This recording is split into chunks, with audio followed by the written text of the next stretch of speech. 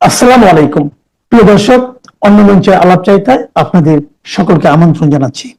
তখন আপনারা ব্যানার এবং হেডলাইন দেখে হয়তো বুঝতে পারছেন যে আমি কি বলছি বা কোনো দিকে গুলাইয়ে ফেলছি কিনা। যে অমিত শাহর হুমকি, শেখ হাসিনা আসছেন লাইভে, দুইটা কিন্তু দুই জিনিস। হঠাৎ করে গতকালকে সম্ভবত অমিত শাহ, ভারতের অমিত শাহ, উনি বিশাল একটা হুমকি দিয়ে বসছেন বাংলাদেশকে, না? তো চলেন আমরা একটু সাইজ করি না ইন্ডিয়াকে, কি বলেন ভাইয়ারা? ইন্ডিয়াকে একটু সাইজ করা দরকার না? কারণ আমরা তো বঙ্গু, আমরা যদি সাইজ না করি কিভাবে হবে? তো আমি আমাদের নেত্রীর ভিডিও কনফারেন্স, সেটার ব্যাপারে বলছি। তার আগে একটু অমিত শাহের বিষয়টা বলি। দেখেন, উনি যে হুমকিটা দিয়েছেন বহুদিন পরে উনি বলছেন, আর আমার হিসাবে অরিজিনাল কথাটাই বলছেন, যে এখানকার জায়গা কি তোমার বাপ দাদার, তোমার বাপের জায়গা যে তুমি তুইলা লইয়া যাইবা? ঠিক আছে না? বাংলাদেশ স্বাধীন করছিল বঙ্গবন্ধু শেখ মুজিবুর রহমান, আর আমাদের জননেত্রী শেখ হাসিনা এই দেশ 21 বছর শাসন করেছে। ওনার আমলে অনেক উন্নয়ন হয়েছে। এরপরও বলা হয় যে দেশ কি তোমার বাপদাদার, এ বঙ্গুরা বলে। তো ঠিক সেম কথাটা আজকে অমিত শাহ বললেন, ভারতের মাটি তোমাদের বাপদাদার। ভারত যুদ্ধ করা লাগবো না ভাই। ভারতের মানুষ যদি শুধু বলে যে আমরা মার্চ করে আসছি বাংলাদেশের দিকে, 140 কোটি মানুষ এক মার্চে আমরা সব পায়ের তলায় মিশা যাব। হেদেরই জায়গা নিয়ে নিব, কোপায়া দিব, কাইটে দিব, কত বড় বড় কথা এইসব ফকির নির্বুদ্ধের। আপনার কিছুদিন আগে, কোথায় যে 10-12 দিন আগে জানা দেখছেন তো, আপনারা শুনছেন যে ডোনাল্ড ট্রাম্প বলছিল কি যে আমি গ্রিনল্যান্ড দখল করে নিব, গ্রিনল্যান্ড হয় আমার কাছে বেচা দাও, আর নয়তো আমি দখল করে নিব আর্মি দিয়া। এরপরে কি শুরু হয়েছে দেখছেন তো, পুরা ইউরোপীয় ইউনিয়ন, তো আগেই একজোট ছিল, ওরা প্রত্যেকে 2-4-5 জন করে একটা মহড়ার মতো করলো, মানে এটা আমেরিকার দেখানো যে তুমি আসলে আমরাও ছাড়বো না। আর যেই ন্যাটো ছিল, ন্যাটো কিন্তু তৈরি করছে এই ইউরোপ এবং আমেরিকা মিলে, সে ন্যাটোর মধ্যে অলরেডি ভাঙন শুরু হয়ে গেল। কারণ ন্যাটোর প্রতিষ্ঠাতা, যাদের রক্ত ঘামে ন্যাটো, সেই হল্যান্ডের স্বায়ত্তশাসিত অঞ্চলে গ্রিনল্যান্ড উনি কি দখল করবেন এটা নিয়ে। ওখান থেকে এখন উনি কিন্তু পিছিয়ে হটছেন। তো পাগলা মানুষ ভাই, পিছিয়ে হটে কিনা জানি না। এই যখন পরিস্থিতি, যে একটা দেশের ভূখণ্ড, আজকে রাশিয়া ইউক্রেন এতদিন ধরে যুদ্ধ চলছে, যে ইউক্রেনের ভূমি নিচ্ছে রাশিয়া, সেটা নিয়ে, হ্যাঁ? আর আপনারা এসছেন যে আমরা দখল করে নিব, আমরা খায়া ফেলাবো, হ্যাঁ? আপনারা মারলে বাঁচবেন না। অমিত শাহ কিন্তু সঠিক সময়ে সঠিক কারণেই হুমকিটা দিয়েছেন। কারণ আপনারা যদি একটু খেয়াল করেন, যে গত বেশ কিছুদিন যাবৎ দেখছেন যে বাংলাদেশের বর্ডার এরিয়া পুরোটাতে সেনা ক্যাম্প থেকে শুরু করে অনেক কিছুই করেছেন। এবং অমিত শাহের হুমকিটার দুদিন আগে আমাদের ওই যে কন্ডমাপা আছে না, আপনার যে পরিবেশ আপা আর কি, উনি রংপুরের ওইদিকে গিয়েছিলেন হানা ভোটের পক্ষে প্রচার চালাইতে। সেদিন কিন্তু উনি চাইনিজ অ্যাম্বাসাডারকে নিয়ে গিয়েছিলেন। ভোটের ক্যাম্পেইন বাংলাদেশের, ভোট ক্যাম্পেইন, ভোট দিবে বাংলাদেশের জনগণ, আর আপনারা নিরপেক্ষভাবে ইলেকশনটা করবেন। আপনারা কেন হানা পক্ষের প্রচার চালাইতেছেন? প্রথম কথা। দ্বিতীয় কথা হচ্ছে যে সেইখানে আবার এই চাইনিজ রাষ্ট্রদূত নিয়ে যেতে হবে কেন আপনারে? উনি কি বুঝে? উনি হানার বুঝে এটা কি? উনি বাংলায় কথা কয়, ইংলিশ পারে, কিছুই তো না। তাহলে ওনার নিয়ে যেতে হবে। এগুলো হচ্ছে যে ওই জায়গায়, মানে ইন্ডিয়ারে দেখানো যে দেখো আমাদের সাথে আছে।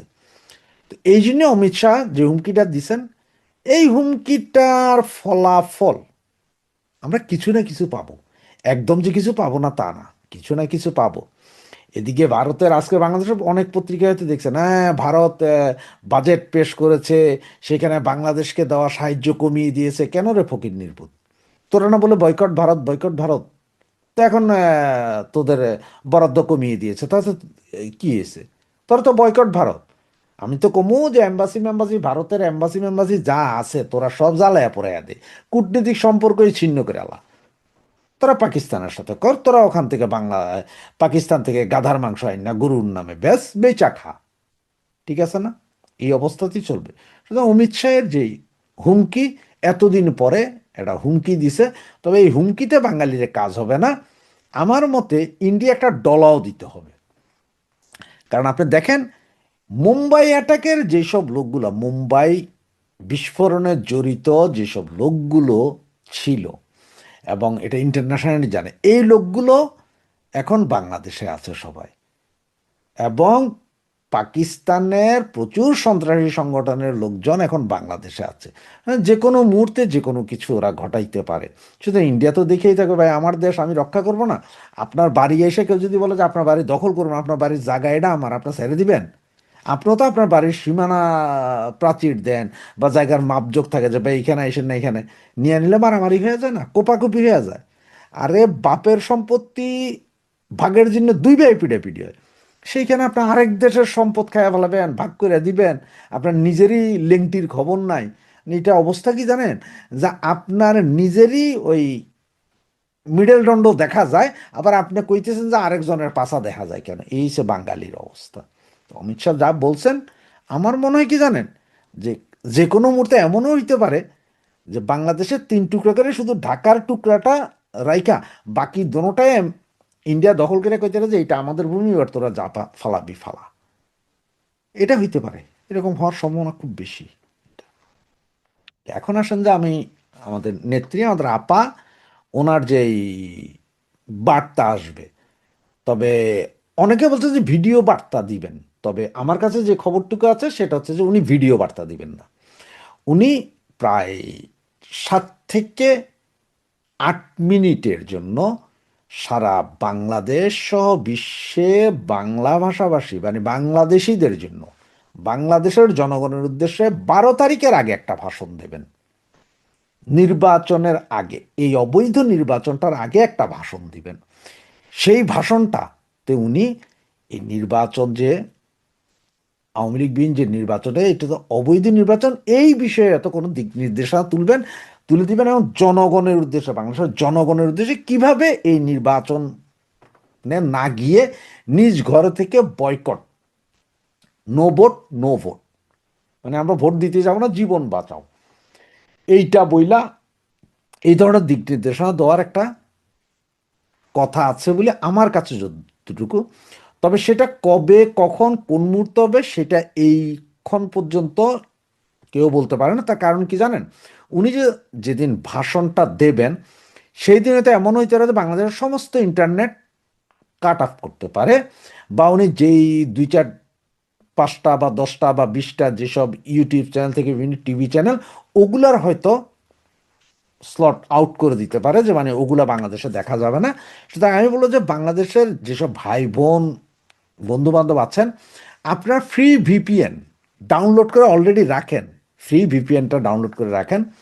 অনেক ইউটিউব চ্যানেল, অনেক টিভি চ্যানেল হয়তো ওনার ভাষাটাকে সরাসরি প্রচার করে দিব। যেন আমিও চেষ্টা করব যে আমি যদি এরকম দেখি, তাহলে আমিও হয়তো আমার ফেসবুকে ইউটিউবে আই না, আমি এটাকে চালাইয়ে দিব। তার কারণ হচ্ছে বাংলাদেশে যদিও বন্ধ করা হয়, আমাদের এখানে তো বন্ধ করতে পারবেন না। আর আমরা বাইরে থেকে যারা আছি, আমরা বাইরে যারা আছি, তারাও যদি চালাইয়া দিই, তাহলে আপনি করবেনটা কি? আপনি কত হাজার লোক বন্ধ করবেন? সুতরাং বন্ধ করতে পারবেন না, পুরোপুরি বন্ধ করতে পারবে না। এইটা হবে, এবং সেইটার জন্য উনি নাকি 7 থেকে 9 মিনিট ধরে একটা ভাষণ দিবেন। এর ভিতরে হয়তো 2, 4টা প্রশ্ন থাকতে পারে, হয়তো কারো কারো এই যেসব সাংবাদিকরা থাকবে এদের হয়তো 2, 1টা। তবে এটা হবে লাইভ, সরাসরি লাইভ। মানে এতদিন যেটা দেখেছেন যে উনি এর আগে আপনার ওই যে 2টা চ্যানেল সম্ভবত এ টিম এবং আরেকটা কোনটাতে আসছিলেন জানি, তাতে ওনার চেহারা দেখা যায় নাই। বিভিন্ন হোয়াটসঅ্যাপ কল, তারপরে মেসেঞ্জারে কল, এরপরে টেলিগ্রাম, বু team, A team, B team, C team, যত জায়গায় কোথাও কোথাও ওনার চেহারা কেউ দেখেন নাই। তবে এর মধ্যে একটা বিষয় ছিল যে দেখেন, বঙ্গবন্ধু শেখ মুজিবুর রহমান 1975 সালের 15ই আগস্ট মারা গেছেন। উনি মারা যাওয়ার পরে এখন পর্যন্ত যদি আপনারা ওই কবর খোঁড়েন, তাহলে মনে হয় হাড্ডি মাড্ডিও নেই, এগুলো সব মাটিতে মিশে গেছে। কিন্তু এইটাও ওনার, এইটাও বাঙ্গু মুসলমান তো বলবো না, বঙ্গুদের মধ্যে বহুত খারাপ, এই যে জমাত বিএনপির আতঙ্ক বঙ্গবন্ধু শেখ মুজিবুর রহমান। বাংলাদেশের এই জারজ বাঙালি, এখনো 20% জারজ বাঙালি, তাদের শেখ মুজিবের নাম শুনলেই ভয়। তালিবাস সহায়িকার শেখ খ পর্যন্ত যায়। তালিবান শয়েকার শুনলেই তাদের কলিজায় ভয় ঢুকে যায়, তাদের ব্লাড প্রেশার বেড়ে যায় 180-র উপরে, 200-র উপরে চলে যায়, তাদের ডায়াবেটিস হাই হয়ে যায়, সব কিছু হাই হয়ে যায়। যার কারণে এই যে 32 নম্বর বাড়ি, যেটা হেরিটেজ সম্পত্তি, যেটাতে কোনো কিছুই নাই, এটাকে জাস্ট এমনি রাখছে মানুষজন দেখতো, ওইটাও ভাঙিয়া নিশ্চিহ্ন করছে। এখনো যা আছে ওইটাও ভাঙবে, মানে তো ওদের ভয় এইটার ভেতর থেকে না বাইরে হয়ে যায়, মানে ওরা ঘুমাইলেও শেখ মুজিবের ভয়ে দেখে। সুতরাং 18 মাস এই সব হারামজাদার ভিতরে একটা ভয় যে শেখ হাসিনা, শেখ হাসিনাটা ভয়। এই জন্য আমাদের নেত্রী ধরেন আসে নাই, ফেস দেখায় নাই, দেখায় নাই, দেখায় নাই, কারণ এই সময় মতন দেখাবে, কারণ ফেস প্রতিদিন ফেস দেখানোর চেয়ে একবারই দেখাবে, সেই দিনে আপনাদের কেয়ামত হবে। ইন্ট্রিম ইন্ট্রিম ভাইদের কথা বলছি। তো এই জন্যই বলছি আপনাদেরকে যে যেটা শিওর খবর, যে আস্তে আস্তে আসছেন উনি, এখন হয়তো ফেস হবেন। ফেস মানে কি, সরাসরি ভিডিও লাইভে আসছেন। এবং এইটা সম্ভবত বাংলাদেশের কোনো টিভি চ্যানেল তো না, পৃথিবীর বিভিন্ন দেশের টিভি চ্যানেল ওনার সেদিনে সে ভাষণটা প্রচার করবে বলে আমার কাছে যতটুকু নিউজ আছে, এবং আমরা তো সকলেই করব, আপনারাও করবেন সবাই। এবং এইটা হবে একটা ভূমিকম্প, এবং এটার পরেই যে কোনো মুহূর্তে উনি আবার বাংলাদেশেও চলে আসতে পারেন। হইতে পারে না এমন যে সরোয়ার্দী উদ্যানে 48 ঘন্টা লাগবে, 24 ঘন্টার একটা টাইম দিবে, যাক আমি কালকে আসছি সরোয়ার্দী উদ্যানে, উনি চলে আসলেন, আর ততক্ষণে আমরা তো 4 ঘন্টা টাইম পাইলেই সরোয়ার্দী উদ্যান ঘেরাও করতে পারবো, বাংলাদেশে আমরা যারা আছি। এটা আসছে ধাপে ধাপে, তবে ভিডিও বার্তা নয়, এবার ভিডিও বার্তা নয়, এবার সরাসরি লাইভে আসছেন। যারা বলছেন যে ভিডিও বার্তা, আমার কাছে যে খবরটুকু আছে সেটা হচ্ছে ভিডিও বার্তা নয়, উনি সরাসরি লাইভে আসবেন, এবং সেটা হচ্ছে যে 7 থেকে 9 মিনিট, 7 থেকে 9 মিনিটের একটা লাইভে উনি একটা ভাষণ দিবেন জাতির উদ্দেশ্যে, যে এই জাতি উদ্দেশ্যে ভাষণ দিবেন, দেশ রক্ষা করার জন্য সর্বশক্তি নিয়ে নেমে পড়ার ভাষণ দিবেন। সেটাই আমরা এখন দেখার অপেক্ষায়, শোনার অপেক্ষায়, আমাদের নেত্রীকে দু চোখ ভরে প্রাণ ভরে দেখার এবং ওনার কথা শোনার অপেক্ষায় আছি। জয় বাংলা, জয় বঙ্গবন্ধু।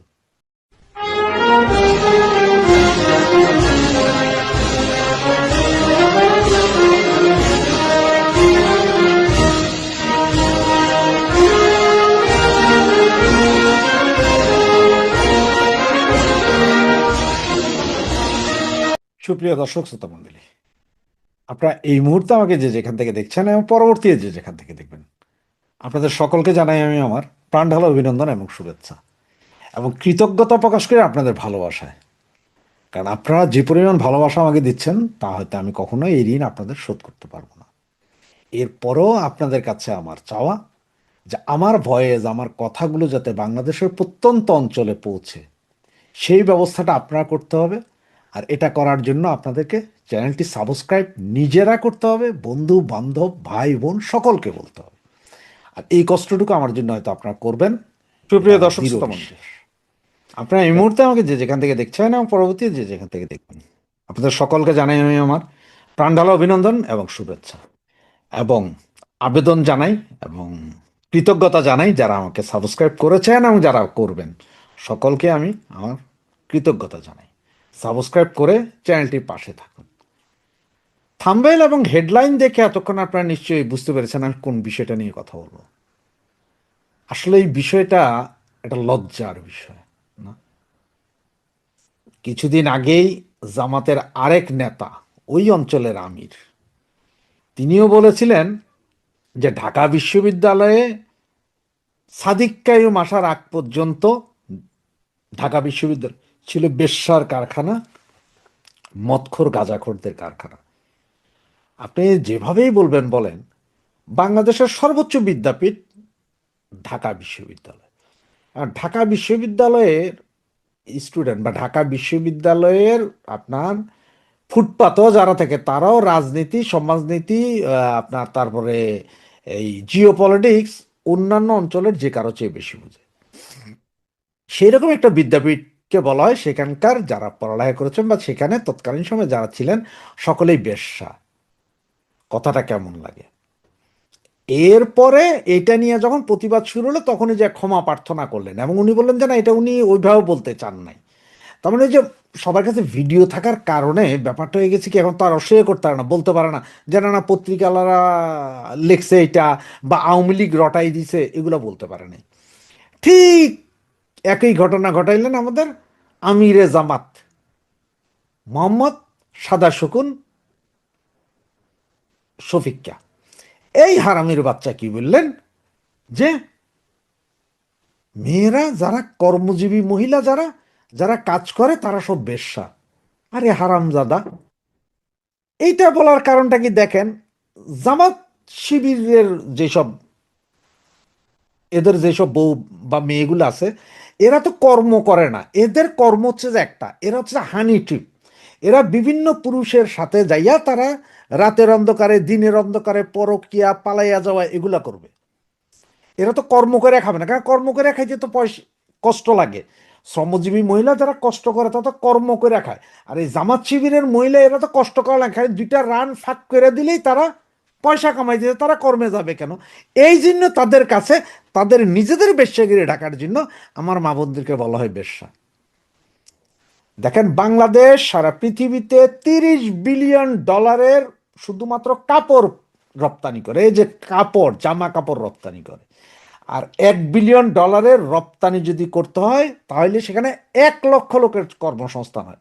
এখন কিভাবে? একটা গার্মেন্টস ফ্যাক্টরি খুললে সে গার্মেন্টসের কর্মজীবী পুরুষ মহিলা সেখানের বস, এরপরে এইটা যে ট্রান্সপোর্ট কোম্পানিটা আনবে সেখানে চাকরি আসছে, এরপরে শিপমেন্টের চাকরি গেছে, এরপরে যারা বক্স বানায় তাদের চাকরি আছে, পলিথিন বানায়, বিভিন্ন ফ্যাক্টরি বিভিন্ন ইয়ে যোগ করে এটা 1 লক্ষ। এটা কিন্তু একেবারে আপনার ইয়ের এই আন্তর্জাতিক মানদণ্ড, মানে $1 বিলিয়ন কাপড় রপ্তানি করতে 1 লক্ষ লোক লাগে। $30 বিলিয়ন বছরে কাপড় রপ্তানি হয়, তারা আমাদের 30 লক্ষ লোকের আমাদের প্রয়োজন এই খাতটা, গার্মেন্টস খাতটাতে।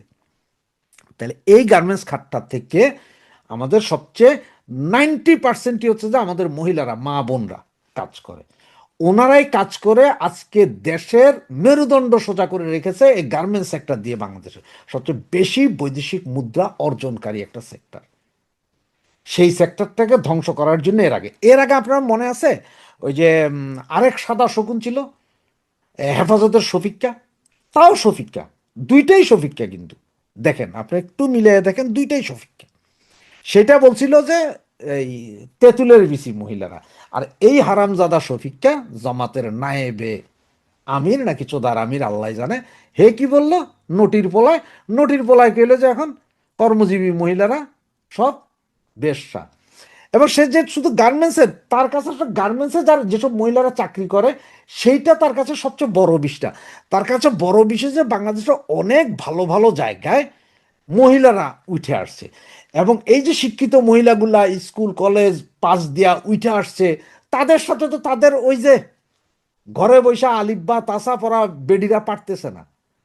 কারণ তাদের তাদের বউ বেটিরা এগুলা তো শুধুমাত্র ওই যে কইলাম যে দুইটা পা ফাঁক করে দিয়া বিভিন্ন বাসা বাড়িতে পরকিয়া বা ওই যে অবৈধ কাজে লিপ্ত আছে, আর এদের তার কোনো কাজ করতে পারতেছে না। সুতরাং তাদের জন্য এখন এই প্রবলেম হয়ে গেছে এই শিক্ষিত মহিলারা এবং গার্মেন্টসের শ্রমজীবী যারা লক্ষ কোটি টাকা বাংলাদেশে আনে, তারা হচ্ছে তাদের এখন চক্ষুশূল। এই মুহূর্তে সে কি বলতেছে যে না আমার এই আইডিয়া হ্যাক হয়ে গেছিল। ভাই একটা কথা বলি, 9 ঘন্টা পরে হ্যাক হয়েছে এটা কি আপনার বিশ্বাস হয়? আজকে আপনার বা আমার বা যে কারো যদি একটা আইডি হ্যাক হয়, আমরা সাথে সাথে নিজেদের অন্য অ্যাকাউন্ট থাকলে সেটাতে বলি, অথবা পাড়া প্রতিবেশী আত্মীয় স্বজন বন্ধু বান্ধব বা পলিটিক্যাল পোলাপাইন্ডও বলি যে ভাই একটু তোরা একটা লেখা দে যে আমার আইডি হ্যাক হয়ে গেছে, কেউ কিছু চাইলে কেউ কিছু বললে যাতে এটা মাইন্ড না করে, কারণ এই আইডি আমার হাতে নাই। ঠিক আছে না? সেই জায়গায় সবচেয়ে বড় বট বাহিনী বাংলাদেশে সেটা হচ্ছে জামাত ইসলামের কাছে। আইডি হ্যাকের 90% সব জামাইতা, গালাগালি বলাবলিতে মাস্টার ডিগ্রি পাশ করা সব জামাইতা। তো তোমার আইডি হ্যাক হয়, তুমি তো তোমার একজনরে বললে হয় ফোন করে যে এ আমার আইডি হ্যাক হয়ে গেছে তাড়াতাড়ি পোস্ট দাও, লগে লগে তো সারা বাংলাদেশে তো 50,000 পোস্ট পড়তো তোমার এই বট বাহিনী। তোমার এক এক বট বাহিনীর তো 300-400 করে আইডি আছে। জামাতের পোলাপানটা শুরু করে দিত আমাদের উস্তাদের নুনু গায়ে। সেইটা না কইরা যখন 9 ঘন্টা পরে যখন দেখলো যে সারা বাংলাদেশ খেপে গেছে, বিভিন্ন ইউনিভার্সিটি বিশ্ববিদ্যালয় মহিলারা ঝাড়ু জুতায় মিছিল বাইর করছে, এবার তো গেছি, তখনই যে তাড়াতাড়ি নতুন নাটক সাজাইলে কি, আমার আইডি তো হ্যাক হয়ে গেছিল, আমি তো আইডি হ্যাক হয়ে গেছে, যার কারণে কে বা কাহারা লেখছে। তো এখন কে বা কাহারা লেখছে, কে হাই আইডি হ্যাক, এখন কি বলবা তুমি? মানে বেশ্যা বলার লগে লগে আবার আইডি ফেরত পাইছো। মানে যেই মাত্র তুমি এই পোস্টটা করলা, পোস্টটা করার পরে পোলাপাইন স্ক্রিনশট নিল, নেওয়ার পরপরই তুমি আইডি পেয়ে গেছো না ফেরত। আমাদের শিখাও। জামাতে ইসলামের মূল, তাদের নেতাদের এখন না, প্রথম থেকে এরকম, আপনাদের বারবার বলছিলাম যে এই জামাত সরাসরি মহিলা বিদ্বেষী। ওদের কথা হচ্ছে যে প্রয়োজনে মহিলাদেরকে দাসী হিসাবে আইনা ইউজ করব, তারপরও মহিলাদেরকে মাথা উঁচা করতে দিব না। মহিলারা ইলেকশন করবে, এমপি হবে, মন্ত্রী হবে, এইটা হইতে পারবে না। এদের বেশ কিছুদিন এত কয় মহিলারা ঘরের শোকেজ না। তো এখন আমার মা বোনদের বলি, এই জামাতের যারে যেখানে পাবেন সেইখানেই জুতা মারেন, শুরু করেন আপনারা জুতা মারা। আপনার মহিলারা যদি জুতা মারা শুরু করেন, এরপরও যদি তাদের, এরা 71ও সেম ঘটনা ঘটাইছে। এরা 1971 সালও 2 লক্ষ মা বোনের ইজ্জত নিছে, যাতে ইজ্জত নিলে যাতে বাকিরা পুরুষরা ভয় পায়, এরা সেম সিস্টেমটা আবার চালু করতেছে। এখন পর্যন্ত যতগুলো ধর্ষণ, এই গত 17 মাসে যতগুলো ধর্ষণ মহিলা হত্যা হয়েছে, সবগুলো জামায়াত তারা করছে। যতগুলো পরকীয়া ধরা খাইছে, দেখেন আপনারা ফেসবুক গাইটা, সব জামাতের বিভিন্ন জেলার নেতা, আমির, মুসাফির, এরা সব জামায়াত তারা। সুতরাং জামাতিদের চাল থেকে সাবধান থাকেন। জয় বাংলা, জয় বঙ্গবন্ধু।